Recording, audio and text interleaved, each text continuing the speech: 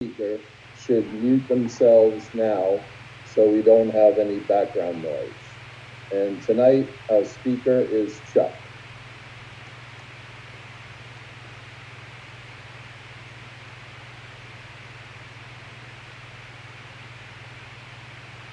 Chuck. Thank you. I just start timing myself.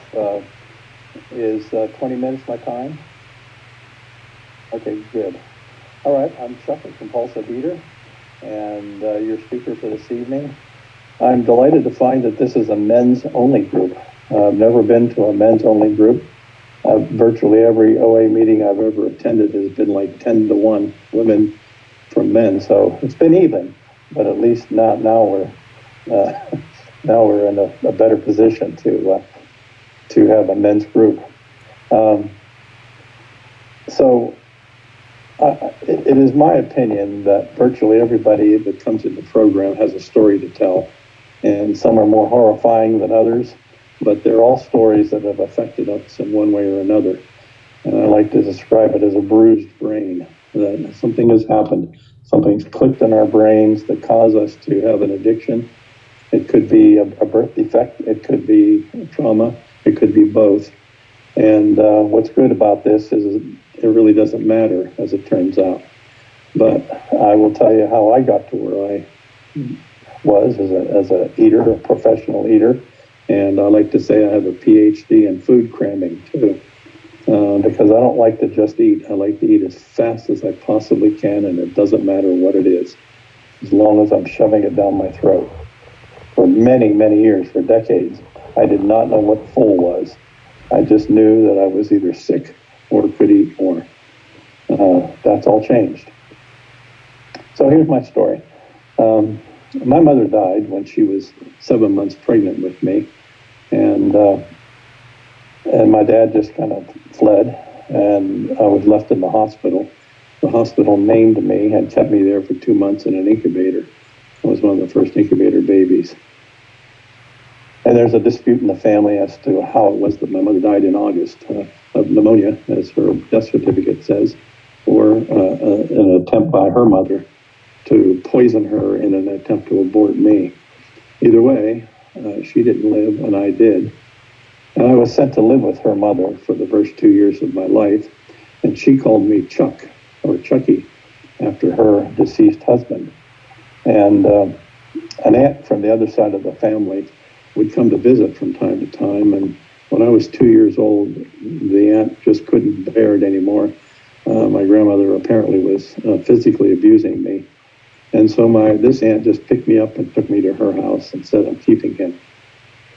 No objection from my grandmother.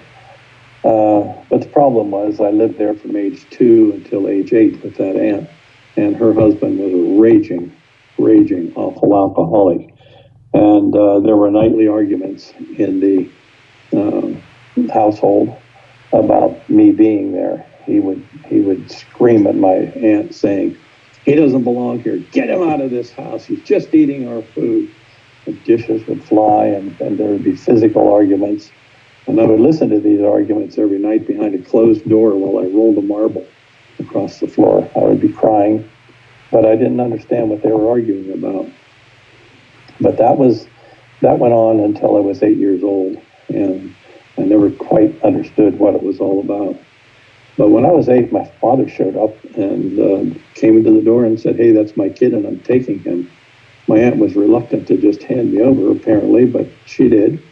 And turns out I had a sister. My father picked her up from a different relative where she had been staying, and decided he would start a life over and marry our stepmother.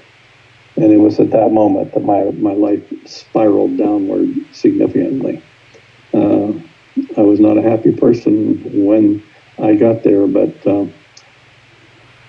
I think my dad asked my sister, not me, who's 2 years older, whether he should marry our stepmother. And my sister said, "Well, she has a dog, of course." And so he married her. And the way I like to describe her is, if there are 1,000 ways to demonstrate you do not belong here in my house, if there's 1,000 ways to say that and to act it out, she had 10,000 ways. there wasn't a moment in my childhood from that moment until I left that I was happy. We were made to live in an unfinished cellar. We were not allowed in the house unless she was there. We were to be out of the house. And through high school, we were made to go to bed at 7:30 in the evening. My sister and I spent years sitting at the top of the stairs unseen, listening to the TV downstairs while my parents ate ice cream. That was a bad 9 years, frankly. There are so many things I can connect with those years to my eating problems. It would take hours to tell them. She would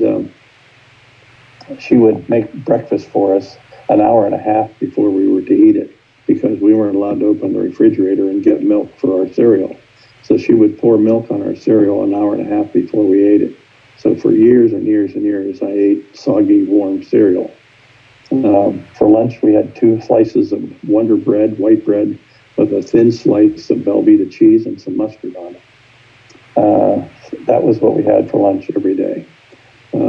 I was made to wear Korean War clothes, Army clothes that were left over for the Army surplus store.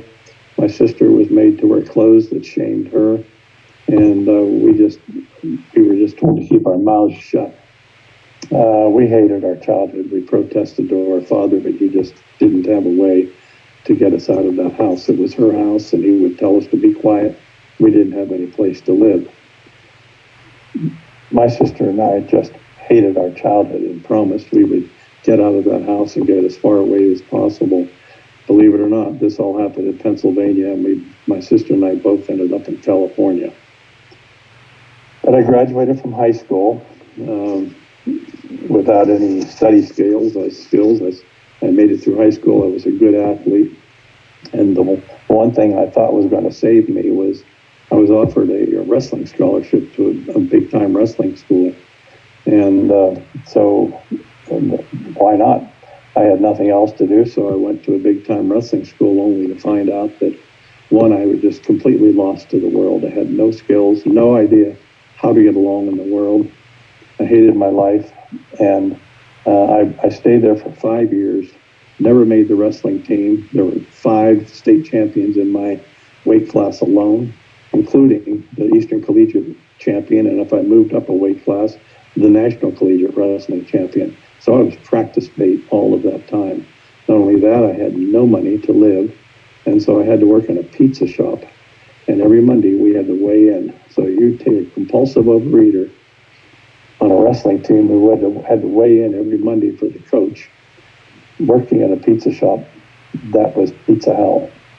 And I just hated those 5 years. A friend, after those 5 years, I had only 2 years worth of transferable credits. I don't know how I made it through even 5 years there. So a friend said, hey, I'm going to drift out to California. Would you like to come with me? So I did. I drifted out to California in a car with him. And then the draft board was after me during the Vietnam War, which I did not support. So I was trying to find some way to get out of it. I wasn't willing to run to Canada. I wasn't willing to commit a felony. I just happened to be on the phone to a girl I dated a couple of times in high school and a couple of times in college. And she was a college graduate and living in New York City and flying as a flight attendant at that time. And I called her and said, I don't know how the hell to get out of this thing. And she said, well, if you're married, you're exempt, so I'll fly out there and marry you. She did. She flew to Berkeley. We got married. She flew back to New York. I stayed in Berkeley. And I wrote to the draft board and said, dear draft board, I'm married, goodbye.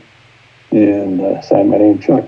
And they wrote back immediately and said, dear Chuck, you're drafted anyway. We've changed the rules. So I got married and drafted into the Vietnam War. Where do you think they sent me? To Vietnam, of course, with a rifle in my hand. Only about 1 out of 7 people sent to Vietnam had what I call a combat assignment. They might have been in artillery lobbing shells 17 miles. I don't call that combat. They might have been in some support job in some other way. But the 1 in 7 that were in combat did not have it good, and I was one of those 1 in 7. I spent 8 months in combat. I never saw the countryside. I never saw any drugs. I never saw anything in Vietnam except combat.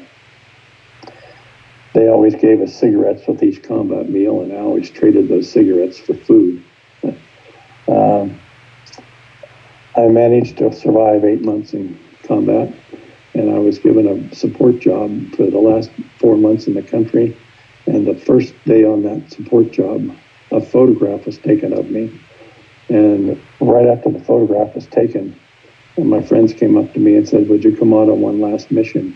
We need you," meaning I knew how to, in a triple canopy jungle, I knew how to figure out whether we were shooting at ourselves or shooting at somebody else. I was very good at that, finding trajectories. And so they said they needed me to stay alive, so I went. The evening of the last day of that operation, we got ambushed, and I got shot. I lost the entire right shoulder, 9 inches of my humerus, and of all things, they saved the lower half of my arm, but sewed my elbow up to where my shoulder used to be. And I spent the next couple of years in various hospitals, 6 weeks in a field hospital in Vietnam, 12 weeks in Japan, and then a long time, 9 months in a full body cast in Philadelphia, Pennsylvania, the Army Hospital.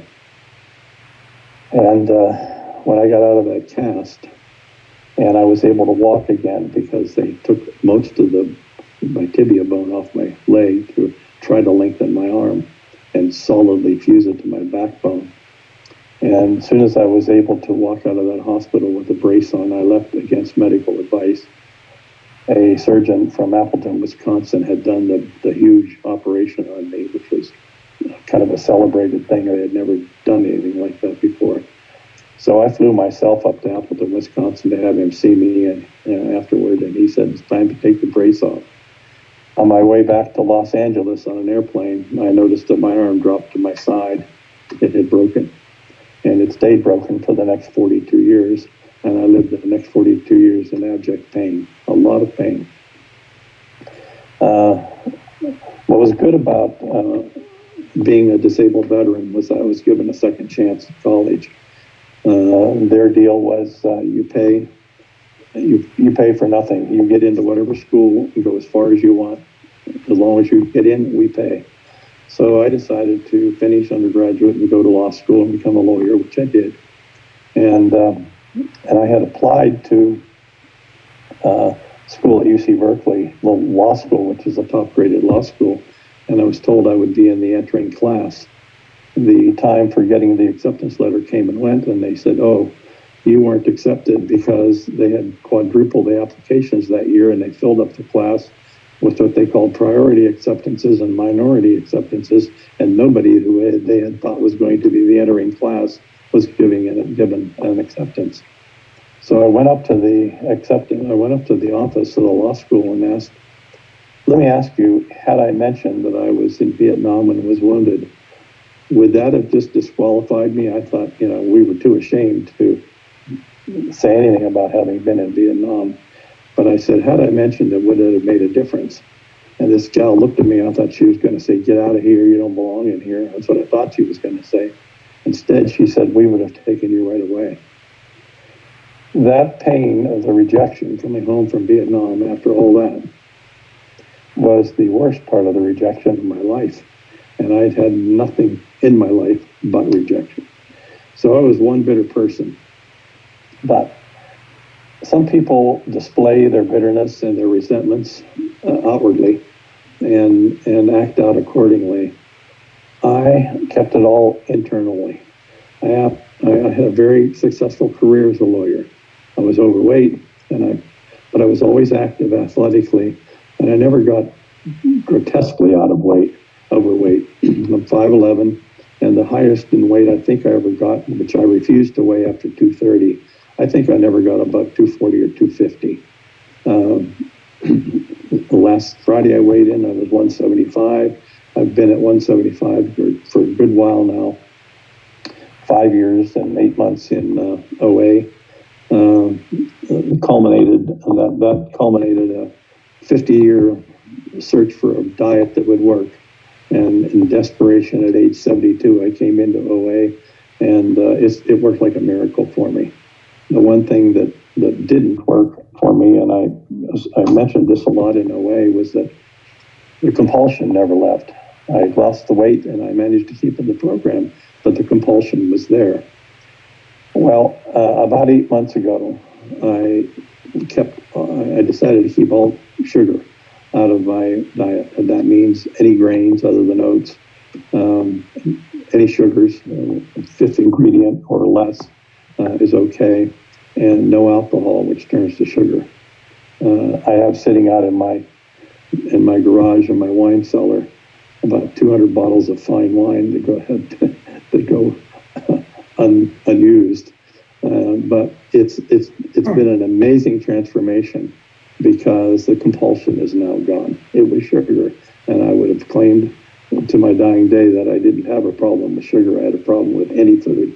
You could roll a turnip truck into my house and dump it, and I would eat through it. But, 5 minutes.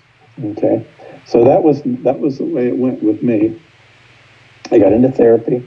A therapist said, with the kind of rejection you faced in your life, you should have become a serial killer.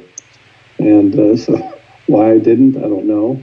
But I'm very grateful to have found this program because my entire life of eating, you can ask me questions if you want later, but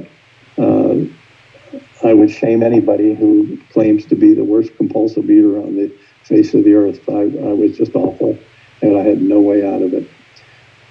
So what happened is I got into program. I got a sponsor right away. I followed the directions, and it was just amazing to me that I had finally had somebody that could hear my story and understand what it meant to be a compulsive eater.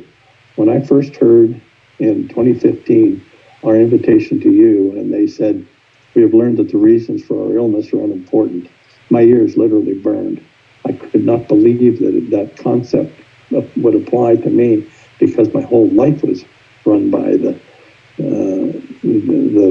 two great resentments that I carried in a hateful way in my entire life, and that was the loss of a childhood and the Vietnam experience. So to deal with that in a healthy way, to gain back emotional health, and as I claim that in third grade I was made to go to Catholic school. Sister Mary Catherine beat all religion out of me, and I've remained an atheist ever since because she used to beat me for having holes in my clothes, and I had no place to turn. And the bigger the hole, the more she would beat me. And I didn't know what to do about that. I was scared to death of Sister Mary Catherine. But that made me an atheist. So how do you find spirituality in this program? Well, for me, it was simply finding a power to believe in that can help you get through this. It doesn't have to be in the traditional way of spiritual thinking. And to me, my higher power is the program itself. If I am about to put something in my mouth, I look for a quarter of a second to ask myself, why are you in program? What would the program want you to do? And have you been rewarded beyond your wildest dreams by this program? And if so, are you going to make the decision as to what to eat, or is your higher power, the program, going to guide you as to what to eat? And when I go through that little routine, I eat sanely. I eat according to my food plan. And it's just, to me, it's an absolute miracle that I find myself in a healthy body and not ashamed to be out there in the world trying to cover it up in one way or another. So every day I look at myself and say, what are you going to do today? And I say, I'm going to stay sober for today. And I've had the blessing of having wonderful sponsors. And if they say do it, I do it. If they say call at 5:30 in the morning, or they say call at 6 in the morning, I try to call at 6 and not 1 nanogram before and not 1 nanosecond after. I call exactly at 6 because I want to follow the directions, because frankly, this is my last hope and I don't want to screw it up. So To me, I have learned that carrying those resentments were like taking poison and hoping the other guy dies. I wish I could have found a way out of this before I was 72. There's my little timer. So that's it. If I could just shut that off. If I could have found this program before I was 72 years old, I would have been very grateful. But I didn't, and I'm still grateful. So that's my plan, and I'm happy to answer any questions if you have any, or if that's part of your program. Thank you.